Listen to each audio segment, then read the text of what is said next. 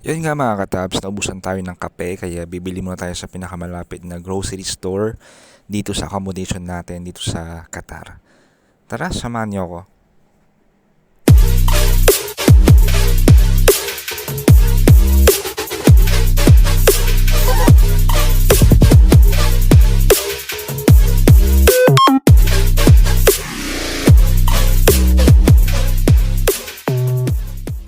Kasama ko nga dyan yung mga kaibigan ko kasi may bibilihin din daw sila sa grocery store.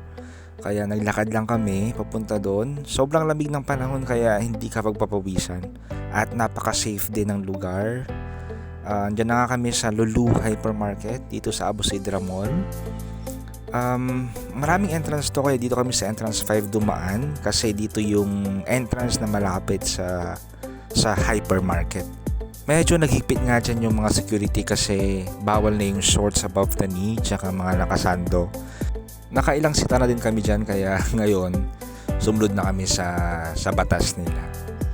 Respeto na din sa kultura ng bansa kaya let's just follow the rules. Kumuha na nga kami ng basket at titingin na kami ng mga promo dito sa Lulu. Actually nag-grocery na ako prior to this. Pero since may mga naka-promo, bumili na ako ng bigas. 15 reals na lang yan. Kapag binili mo kasi ng original price yan, nasa 26, ganyan. So, mahal. Ngayon, nasa 15 na lang siya. Kaya kumuha na ako ng isa. Tig-isa kami actually. Para marami kaming stock. May mga isda din akong binili, tsaka manok. Kaya pass muna ako dyan. Di mo na ako bibili. Sa susunod na lang. Mga dilata muna bibilhin ko, tulad itong luncheon meat. Naka-promo din yan kaya bumili ako ng isa. Yan, Lucky Me Beef. Ang bilis yan maubos dyan sa store na yan kaya buti na lang ako ng isa. Ito, first time ko niyang titikman dito sa Qatar kaya bumili din ako ng isa. May mga stalls din tayo ng iba't ibang bansa dito. So punta tayo ng Philippine stall. Mga Filipino products. Bumili ako dyan ng isang crispy fry and nakita ko yung sardinas na binibili namin dati nung college pa kami. Ito yung fried sardines. Parang tatlo kami naghahati-hati niyan noon, pang ulam at saka isang noodles. Saan na ba yun? Nasa taas lang yun eh. Fried sardines with tausi. Ayan, shout out sa mga kasama ko sa boarding house dati. Ayan, dito naman tayo sa frozen area. May mga bibilihin din tayo dito. Yan, breaded chicken. Naka-promo din yan.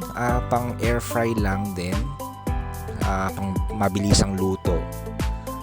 Ito din, may mga hot dogs and sausages. May hotdog ko sa bahay.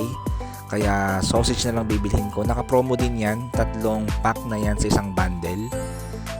Bibili din ako ng nuggets. Chicken nuggets. I want chicken nuggets. Yan yung pinakamurang nuggets dyan sa store na yan. Kaya yan nabili ko. Tipid-tipid din. Ayan, sa vegetables and fruits area, bibili lang ako ng bawang tsaka sibuyas. Ayan, lalaki ng sibuyas nila dito. Actually, medyo maliliit na to. Previous kasi nang bumili ako nung nakaraan. Sobrang lalaki, walang maliliit. Kaya buti na lang may mga maliliit ngayon. Kaya pinipili ko yung mga maliliit talaga para pang isang lutuan lang. Nasasayang kasi pag hinahati-hati ko pa kasi ayun, nasisira lang.